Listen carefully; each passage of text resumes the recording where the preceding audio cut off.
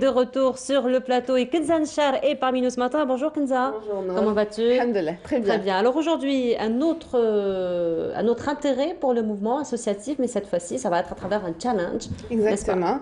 Une entreprise sociale et en tous les cas un challenge national sur la sécurité alimentaire. Et pour cela, nous avons le plaisir en tout cas d'accueillir Amira Irmal et aussi Karim Brouri. Donc chacun est un petit peu connu de son côté, très engagé sur dans le tissu entrepreneurial en tout cas. Donc Amira Irmal, marhaba bikoum.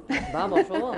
Bonjour à vous. Donc, Amia Irmel, je rappelle, elle est ingénieure start-upeuse, Mihan Hora, une belle start-up, et aussi elle est l'ambassadrice de Tech to Hub, donc c'est un incubateur, donc qu'on va en parler, et aussi Karim Brouri. Je rappelle aussi, vous êtes ingénieur chercheur en management et aussi professeur, mais aussi vous êtes le fondateur de Brenco, pardon, il y a tellement de i, il y a tellement de i dans les projets donc de Brenco et aussi très engagé aussi dans le tissu entrepreneurial, dans l'écosystème entrepreneurial. Donc, marhaba bikoum, vous allez aujourd'hui nous parler de ce Save Food Challenge. Donc, dites-nous un petit peu qu'est-ce que c'est ce challenge national?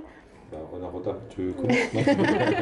Honneur aux dames, allez. Oui, donc Safe Food Challenge, c'est un challenge organisé, co-organisé avec les clubs scientifiques, donc dans le but de travailler sur la thématique de gaspillage alimentaire. Donc on a lancé l'appel à candidature le 1er mai, mais on a commencé le travail un petit peu en avant. Donc on a lancé une étude nationale pendant le mois de Ramadan avec les clubs scientifiques dans le but de faire la quantification des déchets alimentaires dans les foyers algériens. On gaspille beaucoup. Exact. Donc l'objectif, c'est vraiment quantifier la quantité des déchets et on va utiliser les résultats de l'étude nationale pendant le lancement du challenge, Inch'Allah, pendant le 18-19 Et de ce qu'est-ce mois. qu'a donné cette étude? Ça fait peur, hein, Kenza. Oui. Alors, Sachant que nous sommes de grands gaspilleurs. Tout à alors si je fait. peux me permettre, en fait, c'est dans une continuité d'action que nous avons dans l'entreprise depuis quelques années. Et en fait, en 2019, on avait déjà fait une étude en partenariat avec l'AND, l'Agence nationale des déchets, sur le gaspillage alimentaire dans les foyers. Alors là, on était à ce moment-là dans les grandes villes, essentiellement à Alger. Et pendant le Ramadan, parce que comme on le sait, le Ramadan c'est le mois par excellence, Le enfin gaspillage. c'est une aberration, mais c'est le mois par excellence du gaspillage. Et en fait, l'idée c'était de recapter le phénomène sur cette année en créant en fait une initiative qui vient ce qu'on dit en anglais du bottom-up, hein, c'est-à-dire que ça vient par la base, et initier une action par les jeunes dans une logique de mise en place d'un observatoire in fine national sur le gaspillage alimentaire. Parce que là, on s'est focalisé sur le mois de Ramadan, mais à la Belcom, les mariages, c'est la fête, Tout à fait. c'est la fête du gaspillage, etc., etc. Et l'été, enfin bref, chaque période a ses pics, une saisonnalité qui va se mettre en place. Mais on gaspille à longueur d'année, hein. C'est-à-dire que si vous voyez dans les fast-food, je ne parle pas des réfectoires et des restaurants universitaires, les Alors, cantines. excusez-moi, quand on est en train de parler de gaspillage alimentaire, qu'est-ce que vous appelez par gaspillage alimentaire? Alors, C'est quoi? Il y a le gaspillage alimentaire que tout le monde comprend et qui est simple à matérialiser, c'est vraiment jeter de la nourriture. Mm. Alors les restes d'un repas, etc.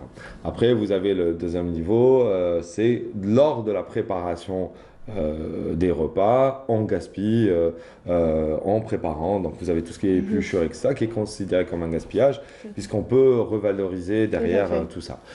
Et bien évidemment, vous avez, après, sortant juste 5 minutes des foyers, dans les restaurants, les marchés, etc., vous avez carrément des fruits et légumes qui sont directement jetés, ce que vous avez aussi à la maison, c'est que j'achète beaucoup pour réduire mon coût, parce que chez un cajot, ça me revient moins cher que kilo. Donc, fait de hala, tu te retrouves avec beaucoup de tomates à la maison et tu vas en jeter parce que tu n'arrives pas à le consommer. Donc, on se retrouve dans ces situations qui se retrouvent dans plein d'endroits. Mais quand on parle de gaspillage alimentaire et indirectement de sécurité alimentaire, on se focalise plus que seulement sur le fait qu'on jette l'aliment, mais on a besoin de remonter dans la chaîne logistique de production de ces aliments pour essayer d'avoir des actions ciblées clés à certains moments. Dans le gaspillage alimentaire, on sous-entend aussi le gaspillage d'énergie, le gaspillage d'eau dans la production, dans la préparation aussi. On a aussi aujourd'hui des façons pour limiter le gaspillage, c'est d'être dans de la coproduction. C'est les thématiques qu'on retrouve dans donc, il y aura quoi comme thématique exactement? Alors, il y a la thématique purement gaspillage alimentaire, donc c'est les déchets alimentaires. Nous avons la thématique de coproduction, nous avons la thématique qui a l'amélioration de l'utilisation de l'eau et des énergies pendant le process. Et la dernière thématique qui n'est pas la moindre, c'est l'amélioration des comportements des consommateurs vis-à-vis... traiter le problème à la source. Exactement, parce que malgré tout, c'est nous qui faisons ce gaspillage alimentaire. Donc, qui peuvent s'inscrire dans ce challenge? Alors, aujourd'hui, comme je le disais, Kenza, je me permets de tutoyer, oui. on vient de clôturer un autre challenge, alors tiens, je viens en mois de mars, sur le changement climatique, climate change, et c'était le premier challenge, on avait ouvert les portes jusqu'à 16 ans, à partir de 16 ans, on remonte.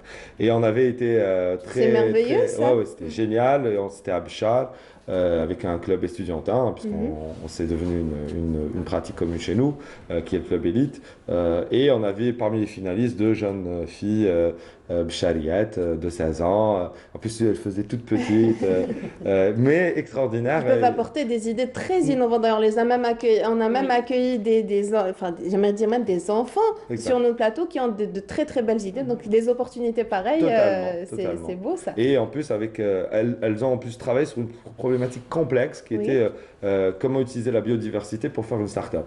Ce qui est complexe, c'est-à-dire déjà, qu'est-ce que la biodiversité? Comment en faire du business. Vraiment très smart. Donc, déjà, ça nous donne du baume au cœur. Bien sûr. Nous qui sommes sur le terrain tout le temps, il ne faut pas idéaliser tout ça. Attention, statistiquement, les gens qui peuvent se tourner vers l'entrepreneuriat et entreprendre, on n'est pas nombreux. Alors, on peut tous l'être. Attention, il ne faut pas dénaturer ce que je dis. Mais on n'est pas tous prêts à attraper cette mode d'entrepreneuriat qui nous tire vers ça. Donc, dans le challenge, c'est de 16 à pas d'âge, quoi. Très bien. Et on cible toujours on veut prioriser les jeunes qui font des études. Alors, quand je dis des études, attention, il y a les lycéens et les universitaires, mais aussi les gens de la formation professionnelle, mais aussi après les chercheurs dans les labs, les gens qui ont un projet de fin d'études, et après la communauté au sens large, c'est-à-dire que des gens dans l'associatif qui ont des projets dans ce domaine. Justement, est-ce que les associations peuvent participer dans ce challenge-là? Bien évidemment. Alors, il n'y a pas de forme légale qu'on cherche, puisque l'objectif c'est que derrière, après nous, ces projets qu'on va détecter, ou ces personnes qu'on va détecter, nous allons les accompagner plus tard. Donc, alors justement, là vous me tendez la main, qu'est-ce qu'on y gagne en participant à ce challenge? Alors, les 3 gagnants, les 5, alors moi je parle beaucoup, tu gères le discours. Sinon on va me dire ouais, tu laisses pas parler les femmes, ta parente, machin. Alors qu'est-ce qu'on va y arriver. Ok, très bien, tu gères. Oui, vas-y. Tu me protèges. Donc alors qu'est-ce qu'on y gagne déjà? On dit toujours, première chose qu'on gagne, c'est le réseau, c'est la première chose. Alors il y a l'expérience en elle-même, ils vont apprendre des choses, parce qu'il y a des conférences, on va leur donner l'occasion de rencontrer des gens, des sommités dans le domaine, des entrepreneurs dans le domaine, des faiseurs dans le domaine, mais après ils vont connaître des participants, des players, ça va l'ouvrir. Je rappelle qu'aussi, pour ne pas oublier, c'est qu'on a le parrainage de 2 ministères, enfin du ministère de la Pêche et de la production halieutique, et du ministère délégué à l'économie de la connaissance et des startups. Donc l'objectif, c'est qu'aussi, nous, on fait appel à ces organismes, c'est pour avoir accès à leur réseau, pour que ces participants puissent y accéder. Deuxième chose qu'ils vont gagner, forcément, là, c'est notre expertise, puisqu'on a l'incubateur aujourd'hui, Tech2Hub. Alors, après, justement, Amira, qui est chef de projet de l'incubateur, va nous expliquer, pour les téléspectateurs qui nous regardent, qu'est-ce que c'est qu'un incubateur. Et et bien évidemment, nous, dans les coulisses, alors quand je dis l'incubateur, forcément, c'est indirectement de l'argent. C'est de l'argent. Ça coûte de l'argent, donc ils gagnent de l'argent. On les accompagne pour vraiment concrétiser, concrétiser le projet et le lancer. Après, là, nous, dans les coulisses, on est en train de voir avec tous nos partenaires, sans citer de nom pour l'instant, qui on a pour objectif de financer vraiment, mettre de l'argent dans la cagnotte de ces projets qui seraient ce qu'on appelle business ready, c'est-à-dire que vraiment, ils sont prêts à passer à la phase terrain, commercialisation. Donc, je rappelle, donc chercheurs, étudiants, mouvements associatifs, ils peuvent carrément s'inscrire à ce... Et jeunes de 16 ans. Et jeunes de 16 ans. 15 ans, on pourrait. Ça veut dire qu'on est humain. Hein, c'est génial parce que là, vous êtes en train de contribuer à pallier un petit peu à ce gouffre entre la formation, les études et le monde entrepreneurial. Parfois, et surtout même par exemple pour les chercheurs qui ont de très très belles idées, de très très beaux projets de recherche et qui peuvent justement pallier à des problématiques rencontrées sur le terrain par la suite à travers ce genre de challenge et d'incubateur aussi pour réaliser ces projets de recherche. Ça fonctionne, hein, ça fonctionne. Je te parlais tout à l'heure d'une de nos start-upeuses, Yamina Bouchir, qui a Sidi Bel Abbas, parce qu'on a installé à Sidi Bel Abbas et à Béchar aussi. Très bien. Et elle est originaire de Saïda, qui est une docteure, elle, dans le domaine de l'agriculture et la bio, et qu'on a détecté via un challenge en 2019, parce que voilà, c'est des traditions hein, chez nous. Donc en 2019, on l'a détecté dans un challenge vraiment purement tech, là, c'est un de nos challenges un peu spé. Et dans ce challenge, elle avait une idée, c'était de fabriquer via des bactéries un cuir vegan. C'était comme ça l'idée. Donc 2019, 2020 et aujourd'hui, on est en 2021. Donc de cette idée de fabriquer, de recherche, on est dans de la technologie de pointe, hein, de la biotechnologie. Aujourd'hui, elle est arrivée à fabriquer une paire de chaussures, un sac, un petit porte-monnaie issu d'un cuir, vraiment c'est un cuir, hein, la prochaine fois je en ramène, qui est fabriqué par des bactéries à base de produits alimentaires jetés, donc les épluchures de légumes, etc., alimentent cette bactérie. Cette bactérie produit un cuir, en fait, c'est une sorte de matériau, je ne vais pas rentrer dans les détails, mais in fine, vous avez un cuir comme tout cuir que vous connaissez, sauf qu'il est totalement produit par des bactéries. Elle dit we produce a bioliterary bacteria with love. Wow. Elle est artiste en tout cas. Elle est artiste. Elle est incubée en tout cas dans Tech2Hub, c'est ça, Amira? Exactement, juste pour dire, et c'est une chercheuse à la base. En plus. Et en tant que chercheur, moi je peux le dire parce que je suis chercheur et ingénieur, on est très mauvais, nous les ingés, dans le jeu du business, etc. Et on a besoin que quelqu'un nous aide un peu pour s'ouvrir à ça. C'est vrai, parfois on a de très très belles idées, de très très beaux projets où on s'est carrément investi des innovations, mais par la suite au moment d'aller pitcher, de chercher, voilà. Et donc c'est ce genre d'incubateur en tout cas qui aide. Donc expliquez-nous, alors qu'est-ce qu'une incubation ou un incubateur Donc, un incubateur, c'est un endroit où, par exemple, les porteurs de projets peuvent avoir, par exemple, un accompagnement pendant la création de leur projet et aussi peut-être perfectionner l'idée globale que vous avez déjà citée. Par exemple, si par exemple ils ont des problèmes de pitching ou bien personal branding. Pitching, c'est présenter le projet. Présenter le projet. Donc, on peut vraiment accompagner les porteurs de projets dans la phase business. Donc, dès qu'ils ont par exemple un prototype, on appelle un MVP, un Minimum Viable Product. Donc, nous, on fait l'accompagnement de porteurs de projets de la phase MVP jusqu'à le POC, Proof of Concept. Donc, c'est vraiment perfectionner le prototype et le faire vivre dans le marché. Donc, avoir les premiers clients. Aller vers les démarches administratives, le montage financier. On fait tout ça, donc l'accompagnement juridique. Chose qui est très très importante, hein, déjà parfois. Très contraignante, d'où on a besoin justement d'un accompagnement pour la création. Et je dirais même une grosse partie du travail, c'est un soutien moral. Oui. Parce que cette entrepreneuse ou cet entrepreneur ont besoin, ce que j'appelle moi une bouée émotionnelle. C'est vrai. C'est-à-dire qu'il y a toute l'équipe qui gère et moi je fais un peu le grand frère. Je suis un entrepreneur depuis un peu l'âge de 15 ans, j'ai la quarantaine. Donc, qui m'a le moral, il prend le téléphone, allô Karim, on m'a dit ça. Je dis ouais, mais non, t'inquiète, c'est pas grave. C'est-à-dire, on fait vraiment aussi cet accompagnement moral. Et un deuxième, j'ai coupé Amira, elle m'excusera. Un deuxième volet. Tu m'excuseras Non, allez-y. C'est très important, on fait aussi le matchmaking entre les personnes. plus compliqué. Ça veut dire quoi, matchmaking? Ouais, alors c'est l'allemand, donc l'anglicisme, le vent des startups. Les incubateurs, les start-upers, ils ont leur lexique. Merci en fait, par exemple, on a deux porteuses de projets, Kenza et vous-même, et d'abord on vous voit chacune dans son côté. Oui. Et il se peut que vous ayez des projets complémentaires. Donc nous, on le voit tout de suite. Hein.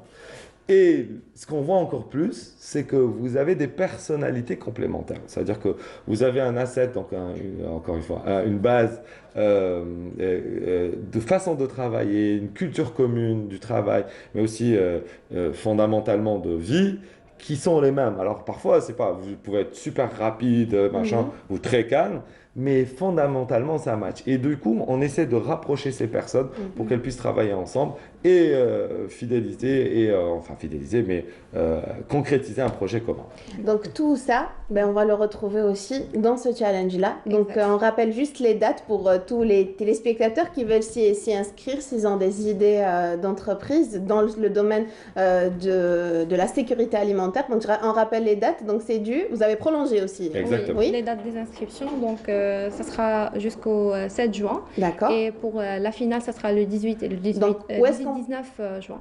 Très bien. Et où est-ce qu'on peut s'inscrire? Donc le site. Vous pouvez trouver tous les liens sur nos réseaux sociaux, Brenco. Donc on a vu les images, l'affiche. Donc on peut trouver ça sur les réseaux sociaux. #SafeFood, c'est ça? Voilà, exactement. Alors, si on peut juste revenir sur l'affiche, probablement. Voilà, exactement. Très bien. Voilà. Ou taper SafeFood, ou taper Karim Brouri, Kimet Brouri, voilà. Ou taper Amira Irmal. Alors moi je suis quelqu'un de plus ou moins connu, donc vous allez tout retrouver, c'est très facile. SafeFood, ou Brenco, ou Karim Brouri. Donc on a parlé du gaspillage alimentaire. Par la suite, on a parlé de la sécurité alimentaire. Et puis nous sommes à la veille du 5 juin, journée mondiale de l'environnement. Et puis nous souhaiterions rendre hommage à Salah ad-Din Jubaili, donc c'est l'homme en tout cas qui a contribué à travers une délégation algérienne en 1972 on le voit en image, c'est en tout cas il a contribué à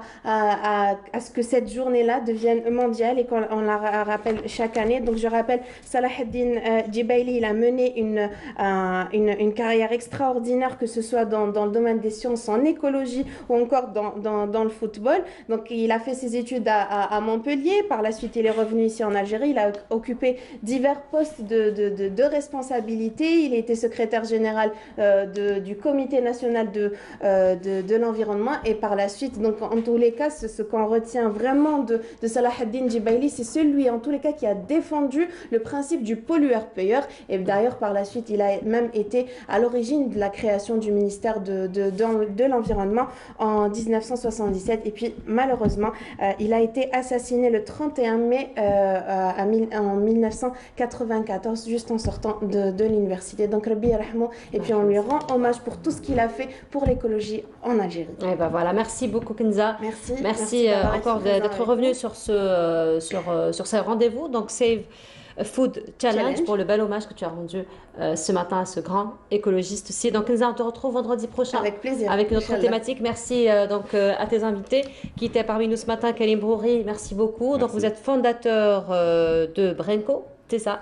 Et Amira Irmal, responsable de l'incubateur Tech2Hop. Merci beaucoup d'avoir été parmi nous ce matin. Et puis, très belle réussite pour le prochain challenge. Un petit salut à la caméraman qui était une camarade d'école. Caméraman Manel. Exactement. Eh ben Manel, voilà. Mais de rien, on revient. Ça fait longtemps que je ne l'ai pas vu. Ça fait longtemps, voilà. Merci beaucoup.